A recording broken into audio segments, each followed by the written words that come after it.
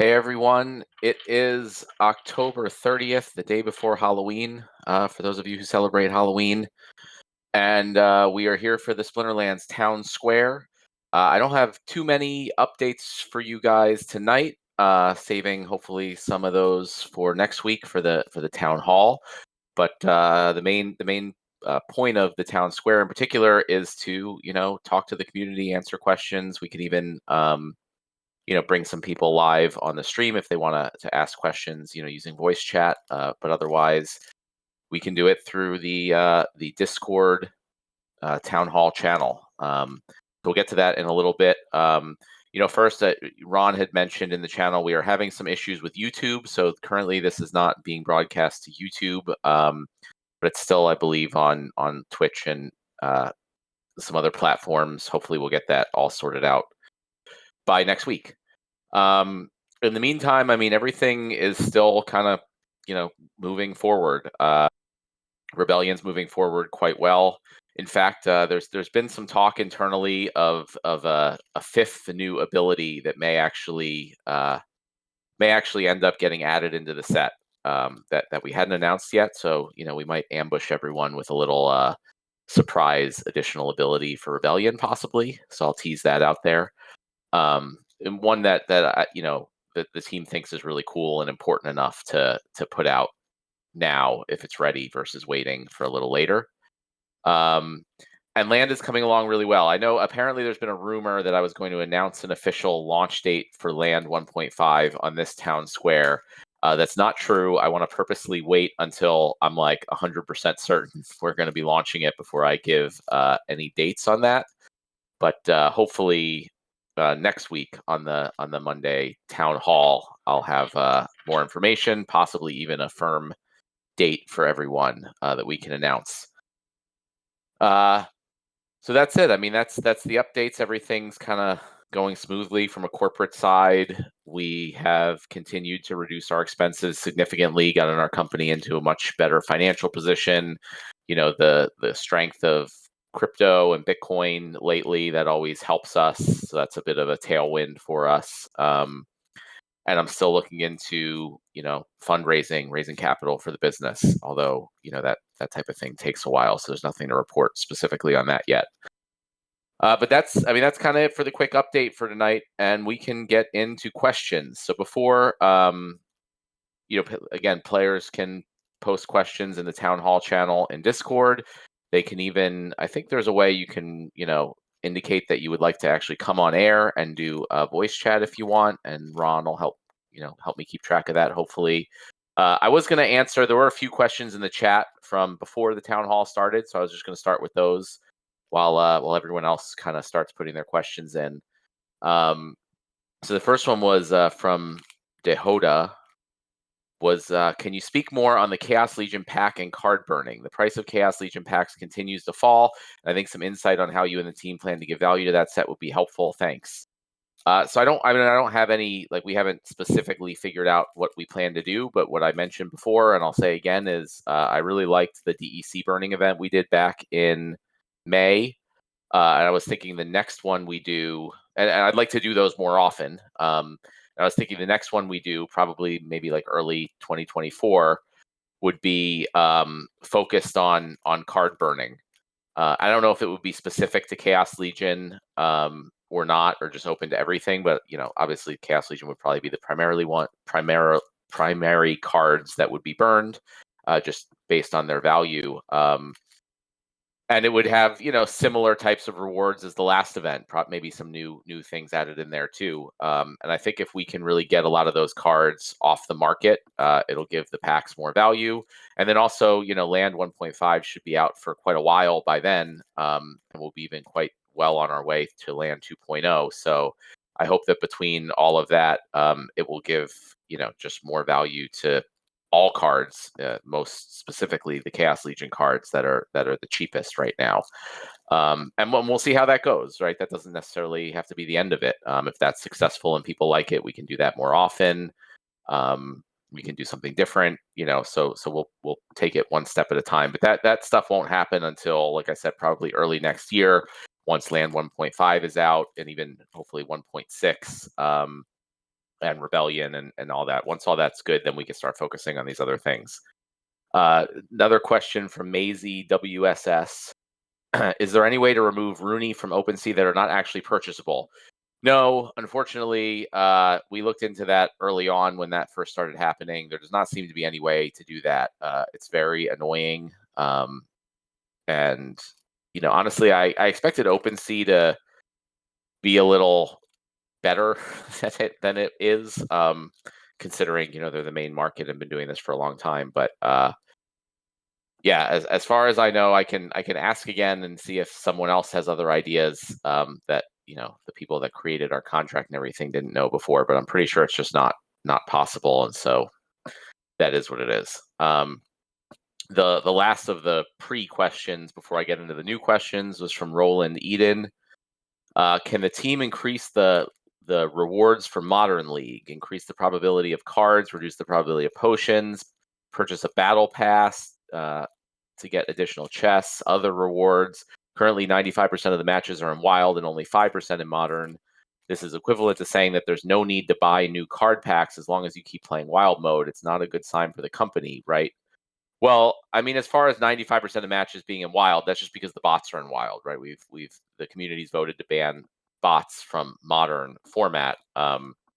So, the bots play, there's way more bot accounts than non-bot accounts, and they play a ton more matches, and they have to play in Wild. So that's why the matches are in Wild. But it also means it's much harder to earn rewards in Wild. So yeah, like I guess you don't need to buy any new card packs. You can just keep playing in Wild mode using the old cards, but you probably won't be as effective if you don't buy any new cards and just stick with the old cards, and you will be earning fewer rewards because the rewards, it's the same reward pool is split up against between everybody who's playing in that league. So if you're trying to maximize your rewards, you want to play in the league where only 5% of the battles are happening, not 95%.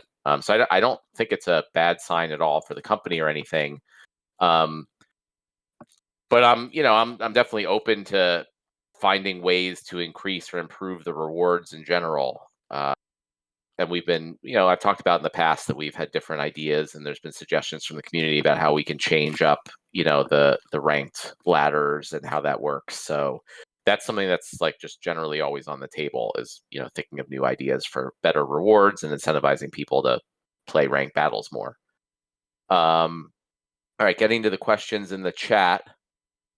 And I want to interrupt you just real quick. We do have somebody in queue. Miko is in queue for voice chat as well when you're ready for that. All right, that sounds good. Let's jump into that first, and then I'll get to the chat questions.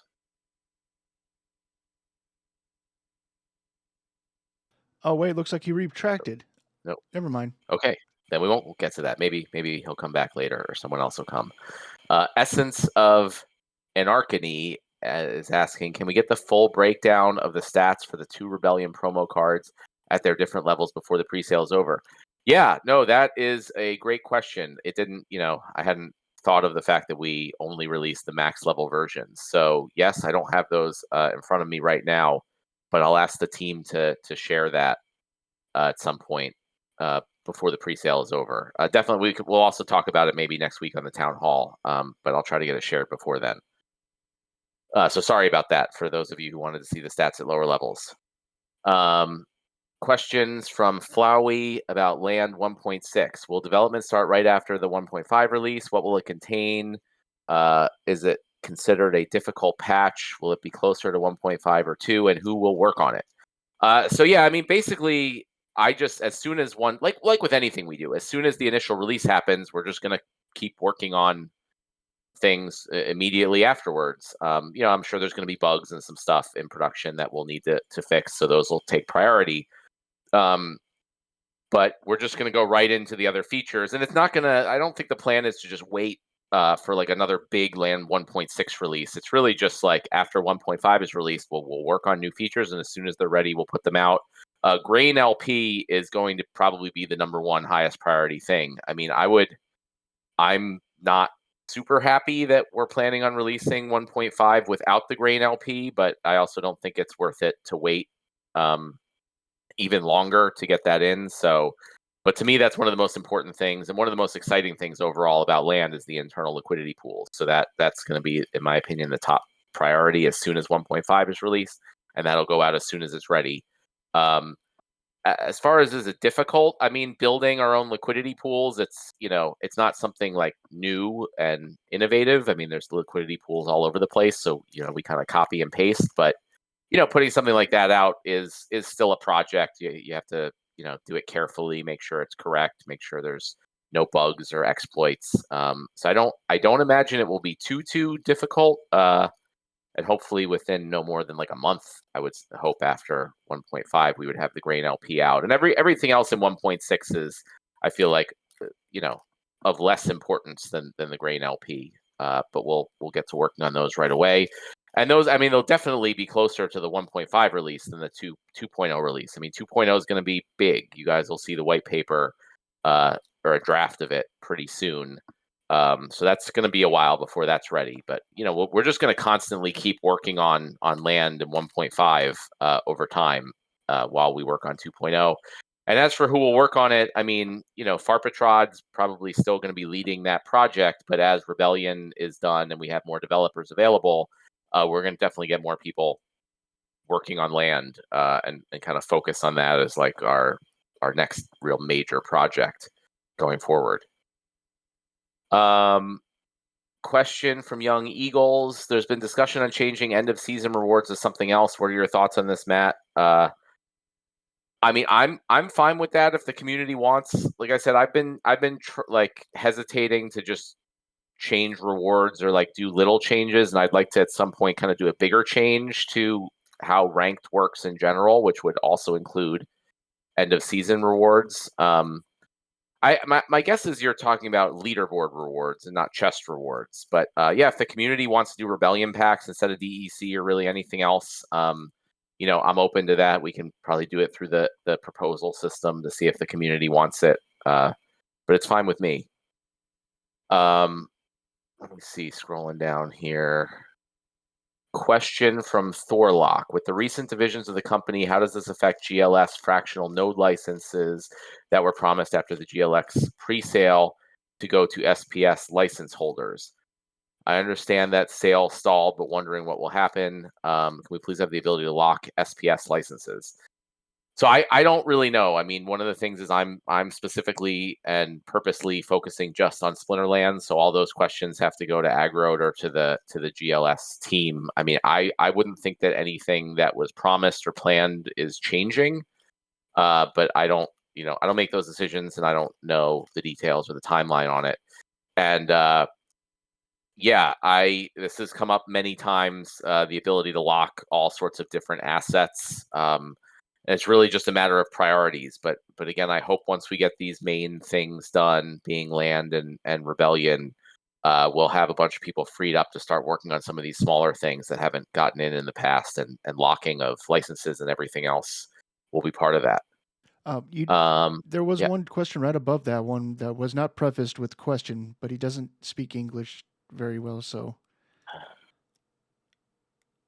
Oh, I see. Okay. Yeah, I missed it because I just scroll down looking for the question thing. So just a reminder, prefix your questions with the word question. If it's in bold and caps, it's even better, just, so I don't miss it. It's hi, I don't speak English, but what do you think about Russian people, sanctions?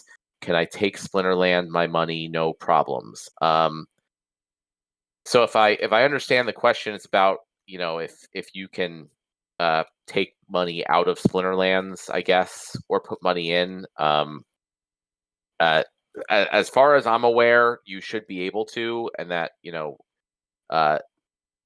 it's their cryptocurrency tokens. They're run by the network. Like, we don't directly approve or deny any transactions, so you should be able to access your tokens from your wallet.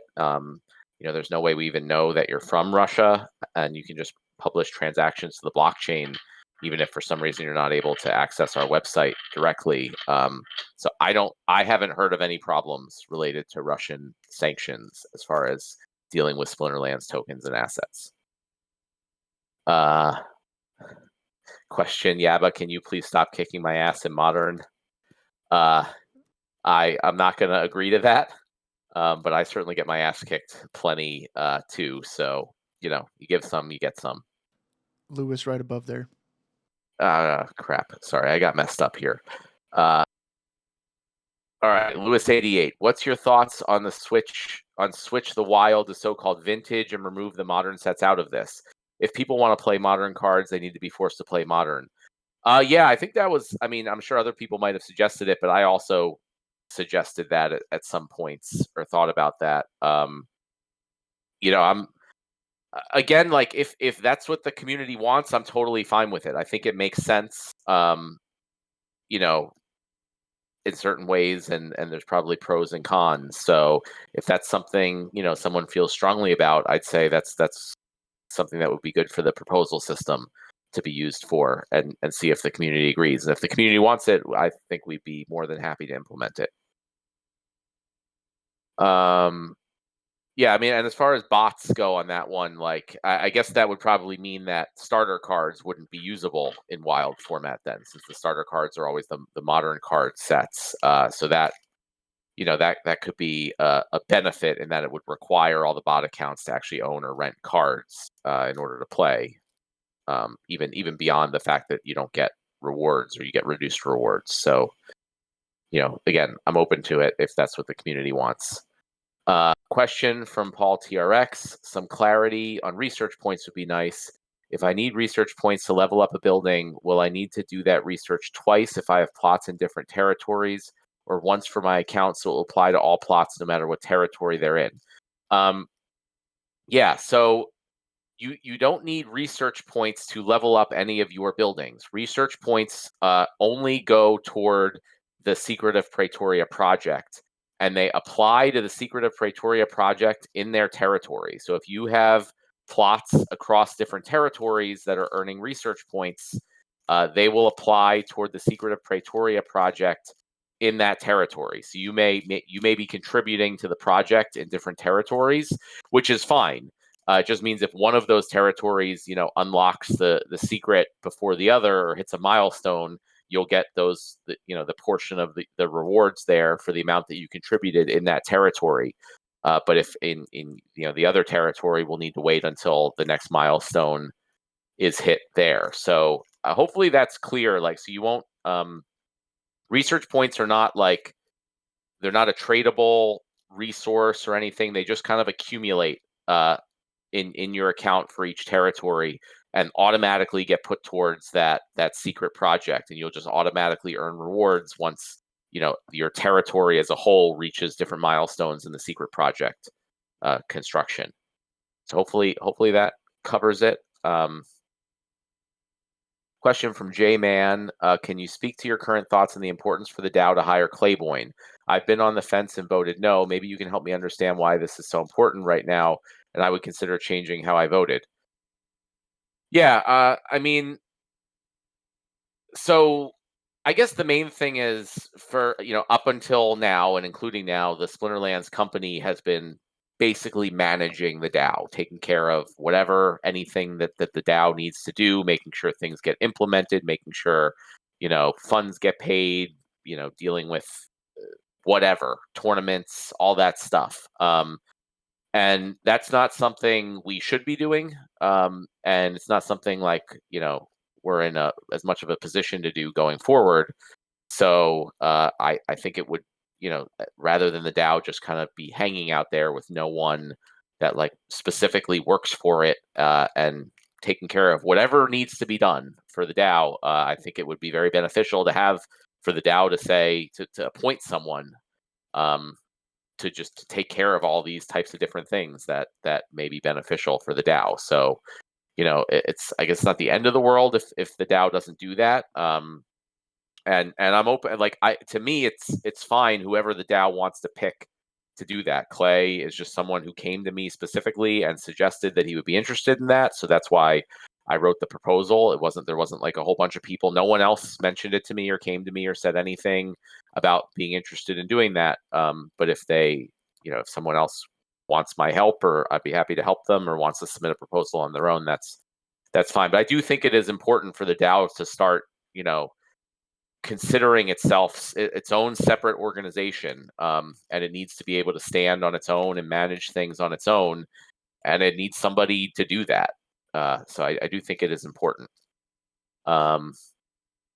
Question from Golden Raven 42. Can we have proof of life for Uncle Aggie? We miss him. Yeah, this has definitely, I think, been difficult for Aggie. But I don't know if I can provide proof of life, but he is doing fine. He is there. I'm sure. I expect that you're going to start hearing more from him, especially around the GLS stuff and in that Discord, soon. But he's taking over that part of the business, and I haven't heard that he's not planning on doing that or taking that very seriously. Question: what is the correct procedure in changing the leaderboard rewards? Does informal poll and Discord count, or do we need a Dow vote? I mean, ultimately, that's well, if you're talking about SPS, well, the leaderboard rewards are DEC, I guess. So it doesn't need a Dow vote, but I don't think we're just going to go ahead and start changing things without,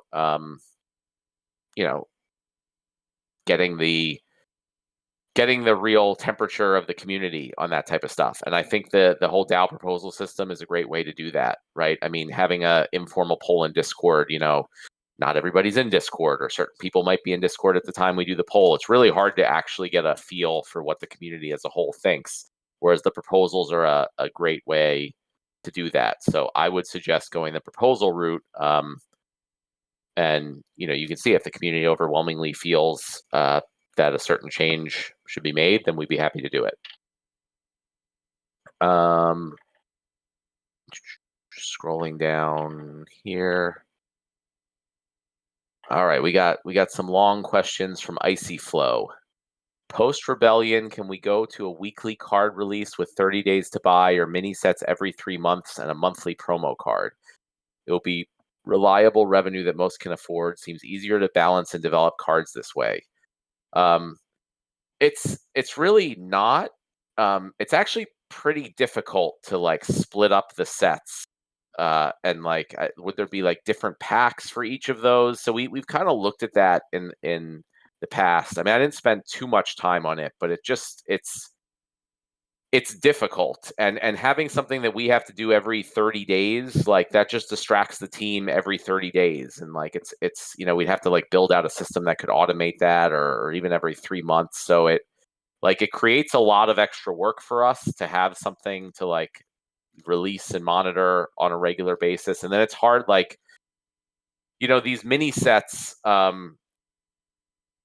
the math is hard to work out with packs with not that many cards in them. The Essence Orb packs were kind of messy as far there was so few cards in them, and you just kind of always got the same few common cards, and the numbers weren't quite right. So it's kind of a difficult thing to do. So we don't need necessarily, it doesn't matter to us to have reliable revenue in that, or not reliable, but it doesn't matter if our revenue is kind of all at once and then, there's a lull for a period. We just have to plan for that.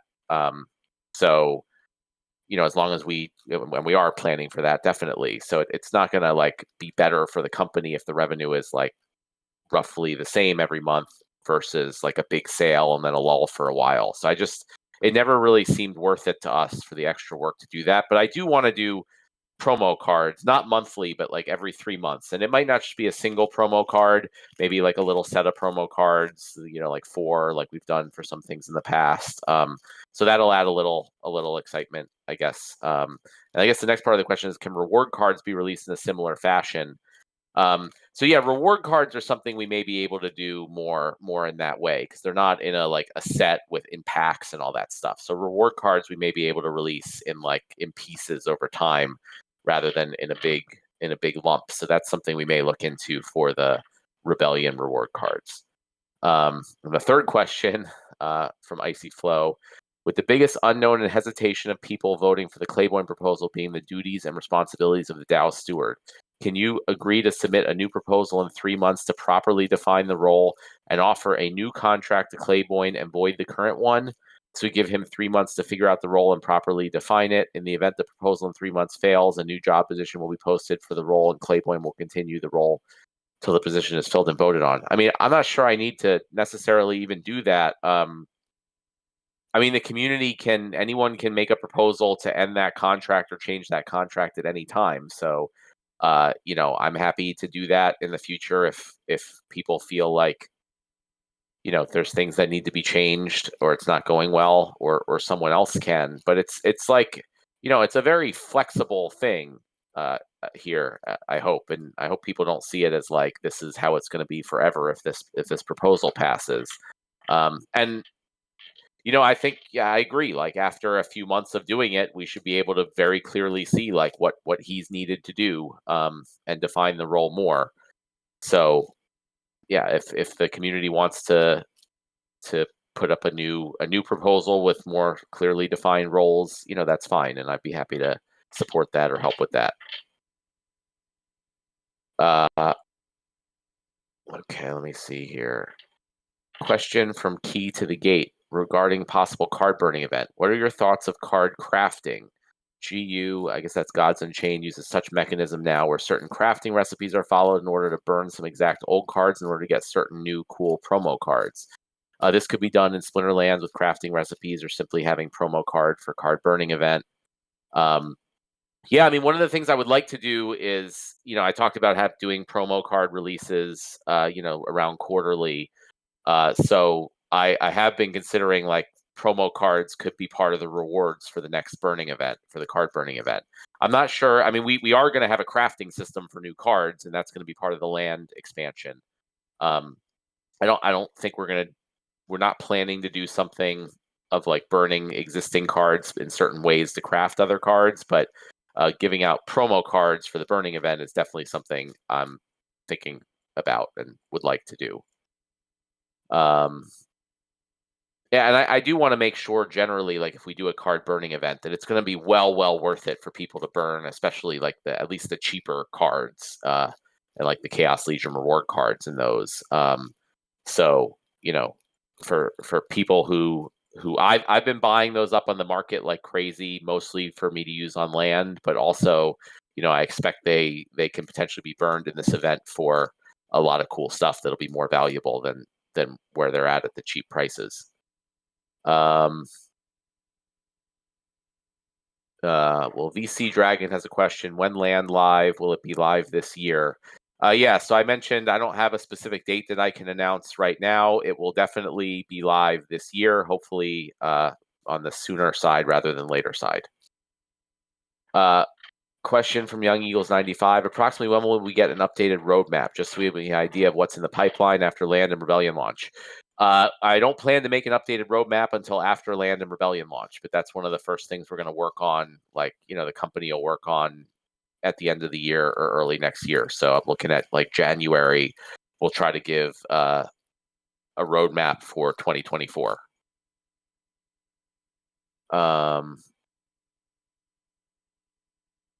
Nerd Cthulhu has a question. Do the plans to include rebellion packs and chests not go against the major goal of maintaining secondary places close to the main sale? A lot of packs go to bots and they dump them right away. I thought we were taking another approach this time. Yeah, I mean, that's a good consideration. In the scheme of things, the amount of packs and chests are pretty small. But, the DAO is the one responsible for the distribution of the packs. So I guess like the default method that we have used is that packs were available in chests at the current rates. So I'd very much welcome a DAO proposal to do that differently, or just to not include them in chests, and see what the community thinks about that. But I guess we were planning on keeping it the same unless the DAO directs us otherwise. Yeah, Ron, I don't know if we have anyone else who wanted to speak on stage, but just, jump in and let me know. I sure will. There's nobody right now. And if you guys do want to speak on stage, just click the request to speak button at the bottom. It's a little hand. And make sure that your mic is working and you've got your headphones on. Yeah, no problem. I appreciate that, Ron. Next question is from Paul TRX. Will land have a progression tree similar to what a lot of civilization type games have? It sounds like the research points don't have to do with that. I guess it's not it. There is actually this big flow chart that I've been working on that I can't wait to release to everyone. But Nate's going to kill me if I just release it in my version before he gets to make it look nice. So you'll get to see that pretty soon when the draft of the 2.0 white paper is ready. So it looks, I guess that the flow chart looks similar to a sieve type progression tree. The flow chart is really just all the different resources and all the different buildings, and I look at it as more of a supply chain rather than a progression tree. So they're like the different resources, you get them, you mine them off your plots for plots that have certain resources, and then you'll need to combine them with other resources in different buildings to create yet refined resources. Then you can use the refined resources for different things. So that's sort of how that will work, and it's like a similar. It's not like as much a progression tree as more like because you can you can build buildings on your plot to pick any point in the whole supply chain. You can just be right at the end where you're taking refined resources and using them for something ultimately to create items and spells. So you don't need to necessarily like work up to that, but it's just like there's all these different places that people can focus on with their land plots, because I want it to be a very like diverse economy. So if you only have a few land plots somewhere, you got to kind of pick like what's the best thing for you to focus on. So part of that's going to be based on what type of land you have, what resources it has, what rarity it is. But then you can also look at market pricing on the internal markets, like what resources are more valuable right now or in this certain area. Do you want to provide liquidity and build storage, or refine resources, or produce natural resources, or whatever it is. So I guess it's like there's a flow chart that looks similar to a progression tree, but it's not a progression tree. It's just more a chart of the like whole supply chain from basic natural resources all the way through eventually items and spells, and you can kind of pick where you want to focus there. But then the buildings, when the buildings level up, they don't necessarily like you don't like choose to level it up in one direction or another. It just will get more efficient or have benefits as you level it up. But you will be able to repurpose a building. So if you build a a farm and you end up wanting to change it to a mill or something, you'll be able to do that for a cost, and allow people to sort of you're not like locked into one thing just because you originally built that building on your land. A lot of this hopefully will become much more clear when the draft of the phase 2 white paper is available. What do you think will prompt people to burn cards, since there are fewer things to give away this time? Last time we got guild power as well, so a lot thought the prizes were a bonus. Well, I mean, I wouldn't assume that there's fewer things to give away this time. I'd actually, I plan to do a Dow proposal to allot some Rift Watcher packs, possibly even Rebellion packs. And like I said, I'd like to do possibly promo cards, maybe multiple different promo cards that you can get for burning the other cards, and maybe some other different things. There may even be some land related things that you could get from the card burning. So the rewards will be different, but my goal is to incentivize people heavily to burn all this excess card inventory, and we got to make the rewards worth it for that. So we're gonna structure that appropriately. Question from Rondon: how do you feel about the Hive DAO funds proposals via daily payments, while Stake is supporting, versus the all or nothing nature of current proposals? Is this the direction the proposal system will go when the SPS validators enter further development? Yeah, that's basically like you said, how the Hive DAO does it. It is a cool way to do it. I think it makes it things pretty flexible. I guess there are some cons, which is that if someone is doing a project and they need a certain amount of funds, it's hard to count on that, right? Because their votes could drop below the threshold at any time, and then all of a sudden they don't they don't have funding anymore. So it can be hard for people or like certain projects or certain things to work under that environment. So I feel like things are pretty open. Like with the Claiborne proposal, he'll be getting monthly payments, and the DAO can have a proposal to stop that at any time. And even the proposal was edited to allow that contract to be ended with only a majority vote versus a supermajority vote. So I feel like even with our current proposal system, we can still structure the proposals to have daily, weekly, or monthly payments, and then the community can separately vote to stop that. So it's, sort of like a poor man's version of the Hive DAO, but it gives us more flexibility, and it does allow people, if they need a certain amount of money up front and need to be able to count on it, they can do that. I have a follow-up question then. So yeah, why don't you come on voice chat? Well, does that mean that the UI of the proposal system on splinterlands.com it can be changed to have any % threshold? It doesn't currently allow for that, but yeah, it can be changed to do anything our awesome developers build it to do, and that would be, they'll build it to do what the community wants it to do or needs it to do. So yes, if we need that, then we'll add it in. Okay. I mean, yeah. I mean, I was just thinking if that was something that somebody did make that proposal, then that would have to be a priority, I guess, right? Yeah. No. Absolutely. And I mean, that should be a very, very simple change to add different thresholds. It might even be in there for all I know. But just to add different thresholds for passing for different types of proposals should be no problem. Okay. Question from Intrepid Surfer: what are the first items and spells do you have in mind to be produced via land? I don't know yet. We haven't specifically. It's not going to be just like there's like a few. We're going to release like a whole set of them. And we have tons and tons of ideas, but the whole summoner tactics that we're releasing as part of Rebellion, I think, is going to really help us, see what things would be really cool or what make the game more fun and what people like.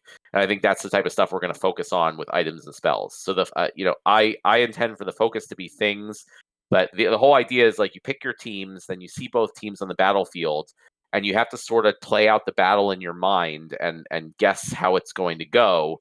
And then the items and spells should allow you to try to change the outcome, right? So you think about how the battle's going to go.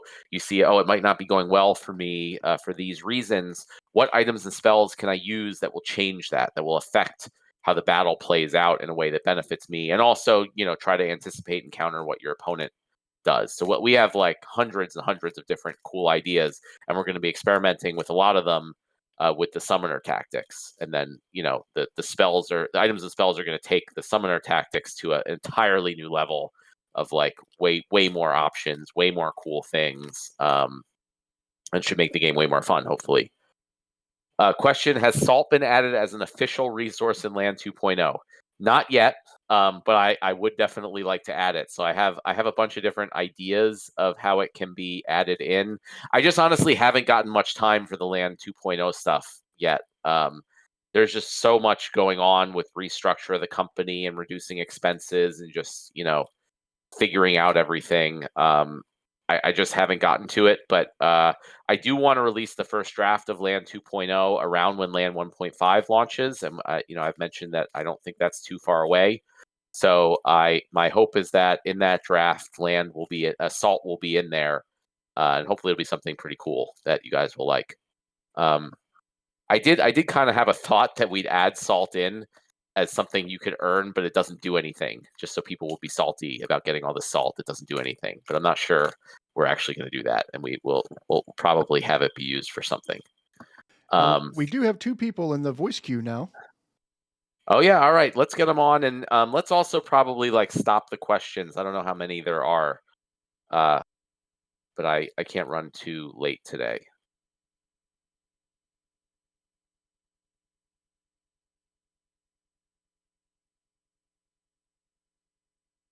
All right, we got Aziricon here live on with us. Hey, Ron, can you hear me? Hear you loud and clear. Go ahead with your question. Okay. Hey, Matt, the question is for you. This latest addition to Clay's proposal about the, just about 50% or 51%, that is kind of random. Can you shed some light on that? And whose thought process is that? And we normally go with the supermajority, 67%. So if Dow wants to fire Clay, I prefer it to be 67%, unless we vote as a community to change it as 51%.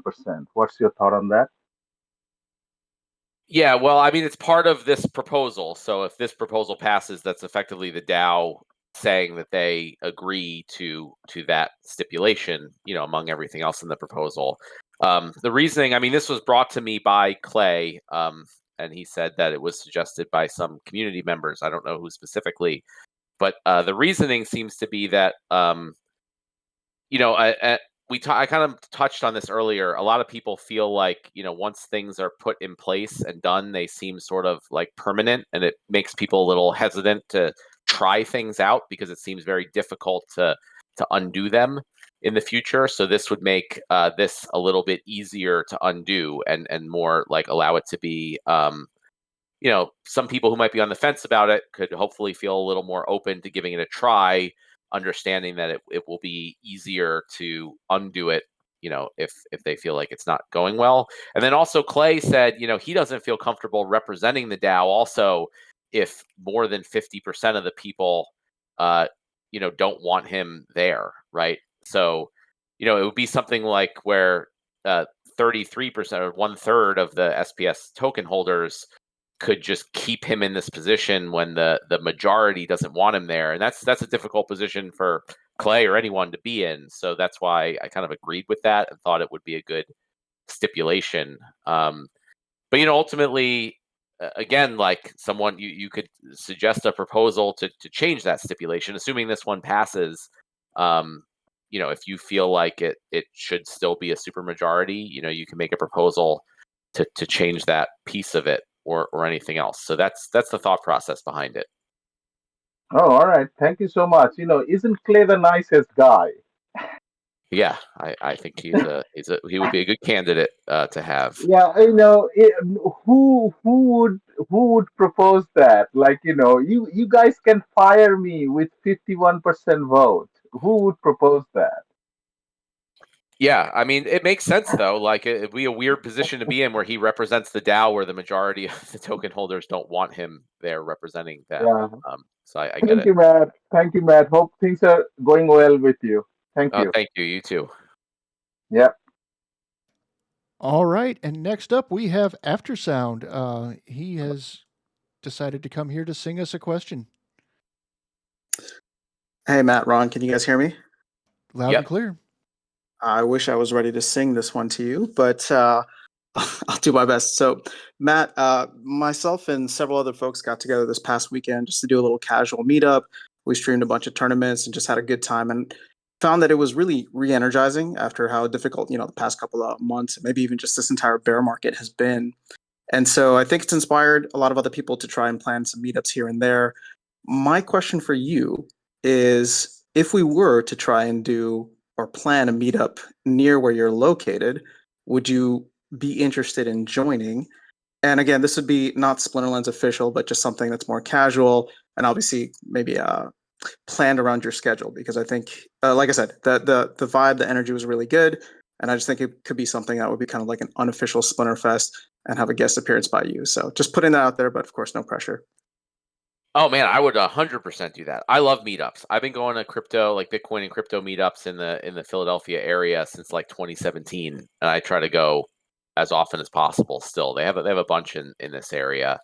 So if there was a Splinterlands one, I would absolutely be there. I mean, I'd even be willing to travel a bit farther for something like that. So let's talk and let's plan that out. I'd be happy to also help, fund it if it needs any type of funding or anything for that. Personally, I'd be happy to do that. I love meetups. I love the in-person stuff. I would love to do another also Splinterfest at some point when we're in a better position to do that, because I just think it was amazing. So I love it. Awesome. Well, then we'll maybe start planning for 2024. Thanks again. Sounds good. Thank you. All right, let me get back to the Discord questions. Hopefully I can get to all of them in the next 15 minutes. But if not, I'll try to stay on a little bit longer. Question from Ayao Cole. Do you think it would be good to have/add guild chests so the players can be more encouraged to play? Yeah, absolutely. We had a whole kind of partially done design for a complete revamp of guilds that did include something like guild chests that players could earn. That is going to be one of the things on the roadmap for 2024. Question from Suales Consuela. Is tech modernization on hold till post 1.5 in Rebellion? If not, what percent completion are we at? Yeah, I mean, everything new that we build is obviously, using the tech modernization client. It's just kind of the main battle parts, and guilds, I think, are the two main things, like tournaments, guilds, and battles, which is, I guess, like the main portion of the game that still hasn't been updated, but that's like the hardest piece to update. And that is not currently being actively worked on. Again, with our, recent cost reductions, we need to just very heavily prioritize, and that's not the highest priority. But at some point, I do definitely want to get back to finishing that up and getting it done. So I don't know about a percentage completion. Like percentage of different web pages on the site is pretty high, probably like in the 80%. But like it's the most difficult ones that we haven't done yet. So maybe as far as difficulty or time, we're at like 50% or something. Would just be my off the top of my head guess. Question from Cutting Edge. How do you feel about the current proposal cost? Is it possible the cost is too high, causing fewer proposals to be submitted? I think the cost is pretty good. I've offered to help cover or partially cover the cost for proposals that other people are submitting if cost is a problem, and I think the proposal's good. But I really feel that it's important to have a relatively high cost for the proposals. Like, we really don't want a situation where people are just throwing everything out there because it's cheap and easy to do. Like, that's going to be a mess. It's going to, make people kind of ignore the proposals. So we really want people, like, if you're going to do a proposal, spend some time really thinking it through, talking to the community, talking to the stakeholders. Like, it should be a big deal. There should be a lot of thought and time behind it. So I think the proposal cost is good. But again, that's not up to me. That's up to the community. So if the community wants to change it, they certainly can. On a question from Fanny Baws, on a scale of 1 to 5, 1 being very unlikely, 5 being very likely, what would you say the likelihood of land 1.5 being available this November? I'm going to say 4.5. I really want it to be 5, but life happens.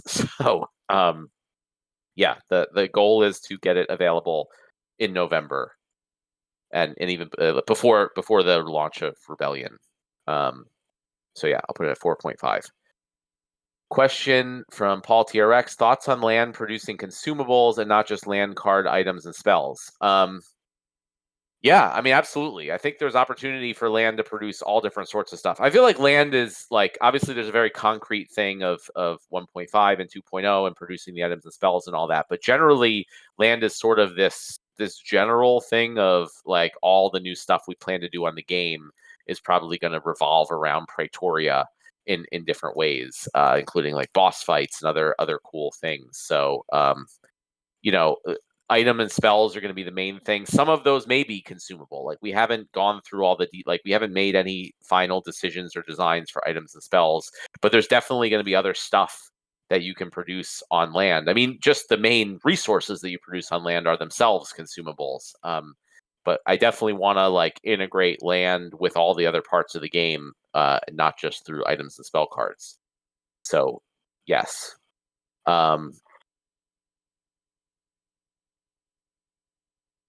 Well, Icy Flow has more of a Dow question. There needs to be a better forum for creating proposals that are passable. Oh, he's replying to a different question. Yeah, well, hopefully Clayboyne can help with whatever the community thinks there needs to be for making proposals.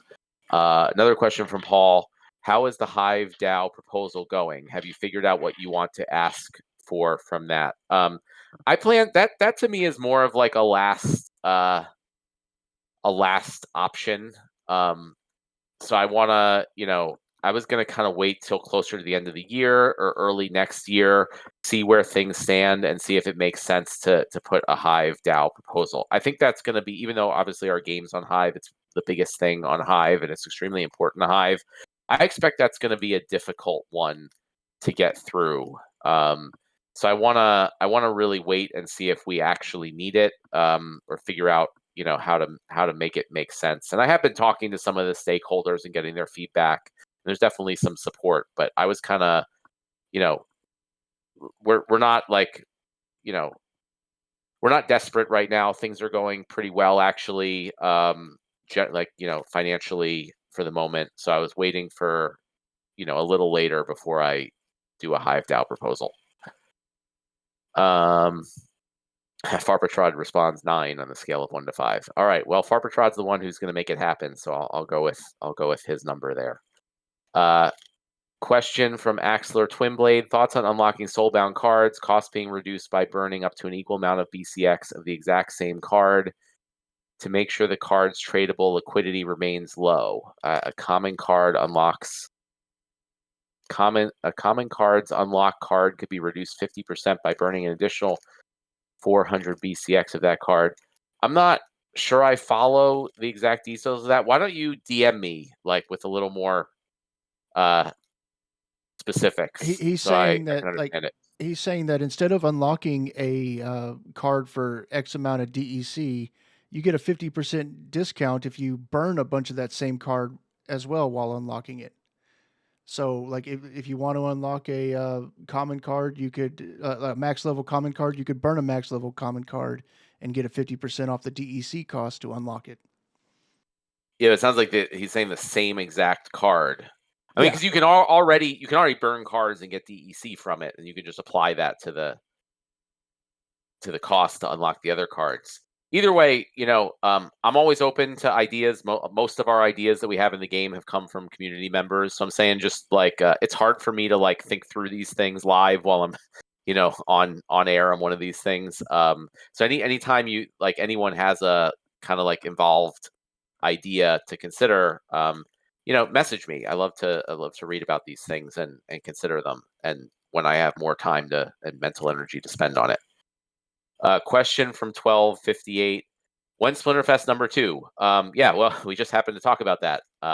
I loved Splinterfest. I think it was awesome. I love in-person meetups and events. So as soon as the company is in a reasonable position and all of our higher priority things are taken care of and things are going well, perhaps in the next bull market, whenever that should come, I'm gonna do it. I'm gonna figure out how we can make it happen because I thought it was great. Question from Quantum Nachos: there was talks about the stadium system for land eventually, with similar staking like GLG stadiums and potentially a graveyard system for a form of unlimited card staking building. Are any of these still a possibility in future updates?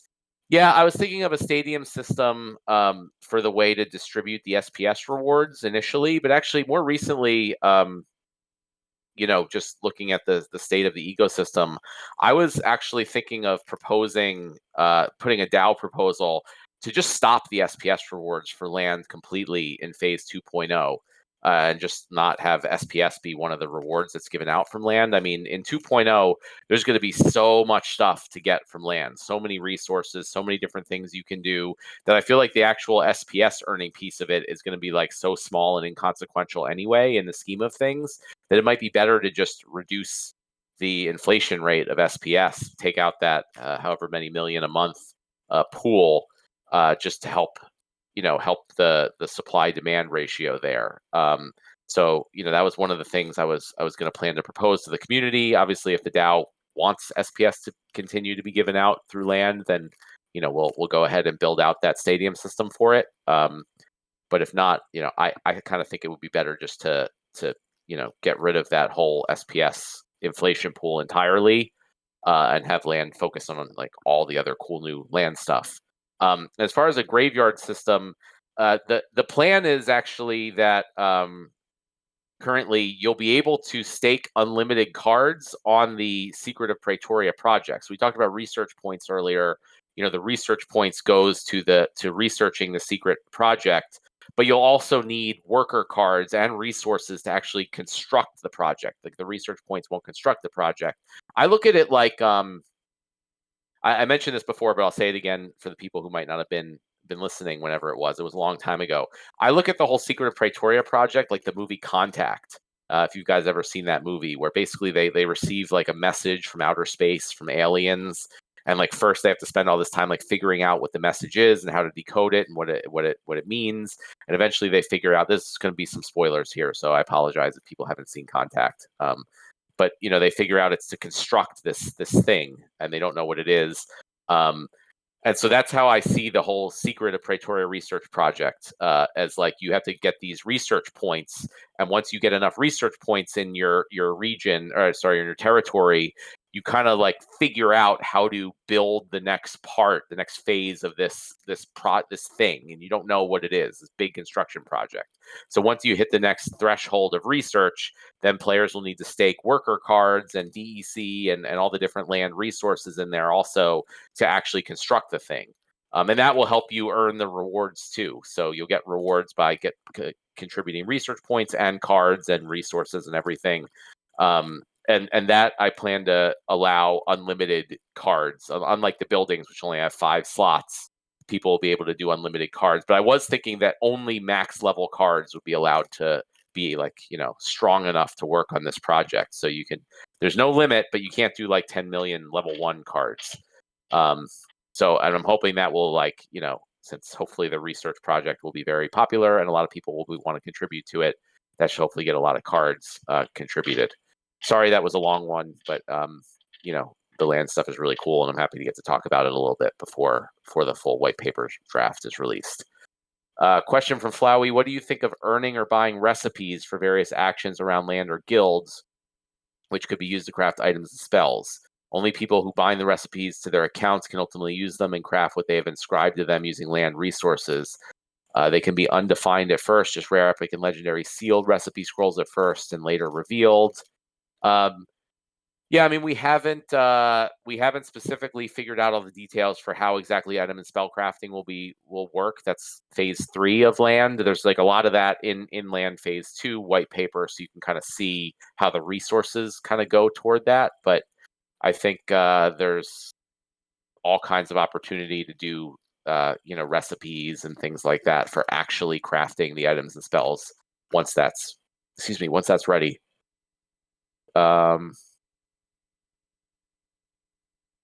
Question from Young Eagles 95: can you share your thoughts on current rewards and soulbound rewards? Do you have any updated thoughts on this? Do you think this will continue to be the system of having non-liquid rewards except for SPS, kind of, since it comes as staked and packed? I've kind of liked the whole system of the soulbound cards that can later be unsoulbound. Obviously we haven't seen how it goes later once because they're not able to be unsoulbound yet.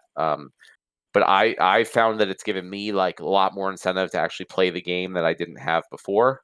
But I'm always open to ideas. So I don't have any specific new or different ideas on how to do that. But if you or anyone else has those ideas, let me know. Question from Fat Jimmy: approximately how far away, how long you estimate until we can start to actively work on attracting new players? I don't know. Like I said, we're going to be working on the roadmap for 2024 toward the end of the year or early next year, and that's going to be in it. But, there's a lot of stuff we got to finish up in the product before it like makes economic sense to do that. So, yeah, I don't know, but hopefully we'll have a pretty clear roadmap within the next few months for the next year or so. And, that's one of the highest priority things in my mind, is like going through the whole new player experience and making sure if we get new people in here, which is not easy, that we can make it worthwhile, get them to stick around. And like, because I feel like once people really get it, once they see the whole thing and the whole picture and understand how everything works, like that's most of everybody here. Like they stick around, they get very involved. They put a lot into the game, into the product. We just have to get over that hump, right? We have to make it an easy and fun and like step-by-step experience to get people there. So yeah, it's really important, but we just have to got to finish Rebellion, got to finish Land, got to make a plan for Land 2.0 and beyond, and then that's going to be a big part of the roadmap for next year. So we've hit the end of the questions, and the timing seems pretty good. We're at 1 minute left. So thank you, everybody. Really appreciate the questions, the people who came on. Hopefully we'll have a more exciting and land-focused update for you next week on the Town Hall. Talk to you then.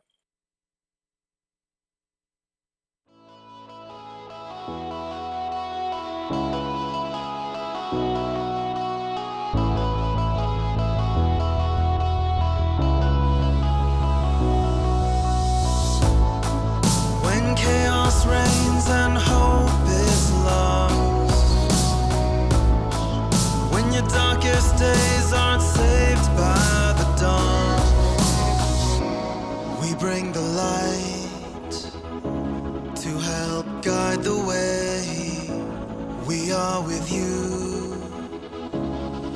We are the Rift Watchers.